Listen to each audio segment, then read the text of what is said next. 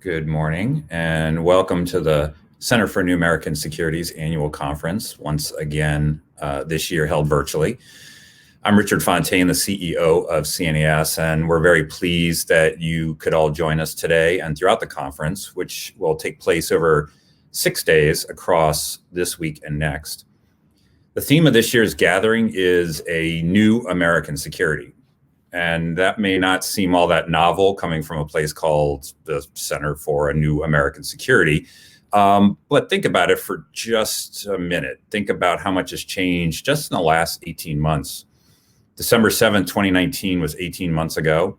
On that day, if you look at the headlines, the Labor Department reported job growth because, among other things, the General Motors strike was over. The unemployment rate was 3.5%. The White House was preparing for the impeachment trial of President Trump, the first impeachment trial. The extremism on military bases that made news was the shooting by a Saudi Air Force officer in Pensacola. You can see immediately what is not there. No global pandemic, no Great Depression scale rise in unemployment, no attack on the Capitol. The Black Lives Matter protests were yet to sweep the nation. Hong Kong still enjoyed its measure of autonomy. India and China had yet to clash on their border. American troops were fighting in Afghanistan, and Qasem Soleimani still commanded Iran's Quds Force. Solar winds and the pipeline hack and the Brexit withdrawal and the Biden presidency were all in the future. So as everyone knows, this past year and a half have been a period of very rapid change following longer term shifts. And so it feels like the right time to look indeed at a new American security. And so that's what we're going to do in the conference over these 6 days. Over the coming sessions, you'll hear a wide variety of views and ideas about the right approach to American security today. And to frame those discussions just a bit, I'd like this morning to pose 4 questions, the answers to which could lead us in very different directions. The first question is this: are we overemphasizing the China challenge? President Biden foresees what he calls extreme competition with China. Secretary of Defense lists China as America's sole, quote, pacing threat. And there's continuity here. President Trump's national security advisor described the Chinese Communist Party as, quote, the threat of the century, with Beijing seeking dominance in all domains and sectors. And these days, the China challenge is one of the few, maybe the only issue that brings together Republicans and Democrats on Capitol Hill with a raft of legislation aimed at dealing with it. But of course, American policymakers have a long tradition of deciding all of a sudden that everything Washington was doing was wrong, that it's behind the curve in responding to a new threat, that a titanic effort is required to avoid the worst outcomes. During the Cold War, communism was seen as such a threat that influencing the domestic governance of Laos merited a massive military intervention. George W. Bush entered office hoping to focus on things like, well, China and Russia. But suddenly we had a war against terrorists across the entire world. And now top officials suggest that not only a whole of government, but a, quote, whole of society effort is necessary to safeguard our freedom, our prosperity, our values in the face of China's rise. So maybe this time is different. Maybe this time this emphasis is merited. If it is, if we are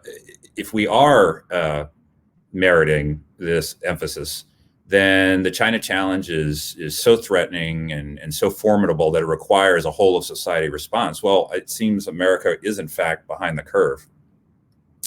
But on the other hand, if we are overemphasizing it, then we risk at a minimum pulling attention and resources away from other issues: terrorism, climate change, pandemics, domestic renewal, and regions like Europe and the Middle East that merit our foreign policy energy on their own terms. So the answer to this fundamental question about just how squarely to focus on China and our national security policy is going to matter quite a lot to everything else.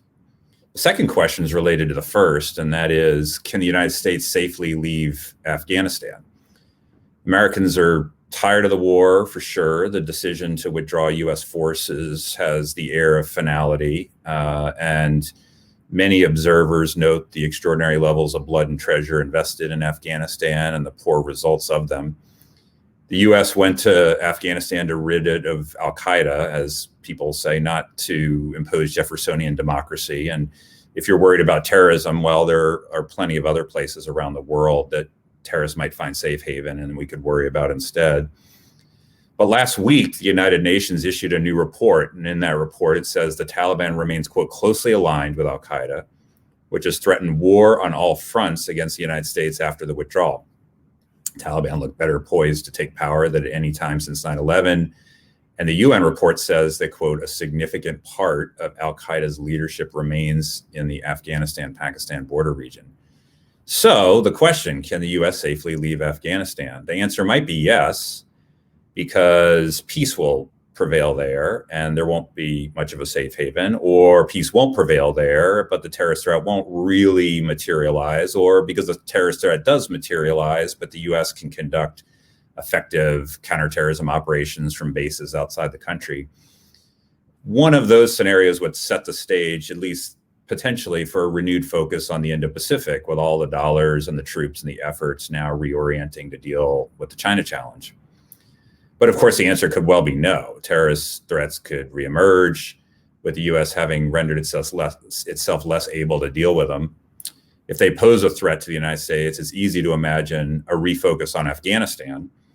Following the American withdrawal from Iraq, after all, it took 5 years and a huge military effort to destroy the ISIS caliphate. And anything like a renewed effort that looked like that could quite easily pull attention and resources away from China, our stated #1 priority. So again, how we assess the future of Afghanistan has ripple effects on all the other things that we may care about in our national security policy. Third question I'd pose is whether America needs a more affirmative international economic agenda.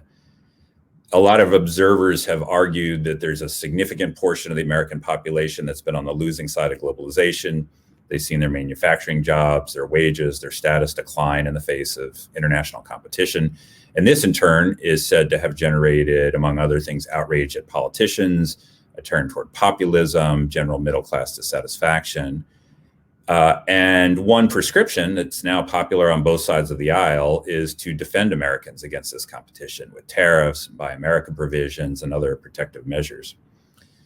But if you look at it, the United States has actually not pursued greater global economic integration over the past decade or more. Trade as a percentage of GDP has fallen. New FTAs have gone almost extinct. There are two major multilateral trade agreements in the Indo-Pacific, the region of our top priority. The United States is party in neither of those. And throughout it all, these economic issues that I just mentioned, the populism, the dissatisfaction, rose rather than declined. So if it's best to have mostly a defensive economic agenda, then we should look for more protections, more tariffs and other barriers, coupled with new export controls, more investment screening, and an industrial policy in which the United States government allocates capital to the private sector in areas of strategic importance as defined by the government. If the United States needs a more affirmative agenda, however, either in lieu of or in addition to those things, maybe because protectionism and industrial policy produce net inefficiencies, or because domestic economic policy is better suited to heal America's economic divide, or because economic leadership confers geopolitical influence in the regions we care most about. If those things obtain, then we would see a very different international economic agenda than that which is shaping up in the executive branch and in Congress today. And the fourth and final question is this, and it's one that animates lots of discussion going back many decades. Is the United States rising or declining as a global power? This sort of pops up from time to time when there are periods of insecurity or doubt among Americans, and it's more popular among Americans probably than anyone else in the world. It's easy to look over the past year, the pandemic, the recession, the deficits, the political divisions, and point to American decline. Or you could look over a longer period of time. China's GDP growth rates have been higher than America's for some 30 years. U.S. share of global GDP has come down. China's increased its military budget and capabilities significantly. There are worries about American decline in technology and innovation, economic dynamism, relative military strength, and ultimately geopolitical weight.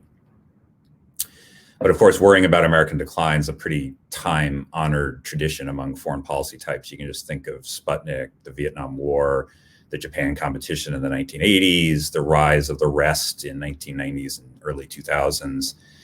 The United States still has the world's biggest economy, at least for now, by far the world's biggest defense budget, the most bases abroad, the most allies, and could go on. But if the United States is declining, then reducing America's foreign policy ambitions would seem imperative, along with toning down the risk in our great power relationships. But if this time is like the others and America's capacity for renewal kicks in, or if our competitors face problems of their own that are at least as difficult as ours, then perhaps global ambition is not such a bad thing. Perhaps a little risk in our relationships with countries like China and Russia is tolerable. Formulating good answers to tough national security questions, even these kind of binary ones, the way I've framed them here is, it's tough, and yet it's why we're here today. It's why CNAS exists, and I'm very much looking forward to all of you diving into the discussion, hopefully coming out of it better informed, more thoughtful, and more motivated than all of us were at the outset. I'll close with a principle that I think America might do well to embrace a bit more in its approach to the world, and that's balance. China's, in my view, the chief long-run challenge, but America is not, has not, will not be a regional power. More matters than just the Indo-Pacific. Counterterrorism efforts are important not only to protecting the homeland, but to avoid the distortion of our global priorities. Exposure to international economic competition can be coupled with domestic measures to improve the lives of those disadvantaged by economic change. It's hard to say right now, I think, whether we're seeing an overall American rise or an overall American decline, but a balanced approach to foreign policy might help serve us best in either scenario. And so we wouldn't ignore some risks in favor of the others, or values in favor of interests, or disengagement in favor of global activism. We'd prioritize, but we'd balance our portfolio of national security policy and our approach to the world. Before we get into the discussion that is about to follow in just a moment, let me take a moment to recognize our conference sponsors that help make this possible. And they include American Rheinmetall Defense, Exeter, Google, Huntington Ingalls Industries, Leidos, Microsoft Corporation, Palace Advisors, Qualcomm, and the Boeing Company. Thanks to you and to our other institutional donors for helping us to bring together this great group of experts as part of our 2021 conference. And I'd also like to thank Axios, which is our media partner in this enterprise. And of course, thanks to all of you tuning in and joining us today. And I hope you will be as active as you possibly can in the discussion, in the chat, and in every other way of sort of getting involved. If you'd like to engage in the session that's about to follow, or any of the others, you can follow us on Twitter at CNASDC. You can tweet using the hashtag CNAS2021, and you can actually join the conversation and submit questions by using the chat on the official conference website, conference.cnas.org, or cnas.org/live. So lots of ways to participate in this over the coming days. Hope you will do so, and thanks to everyone for joining us. And with that, let's move right into our first panel discussion.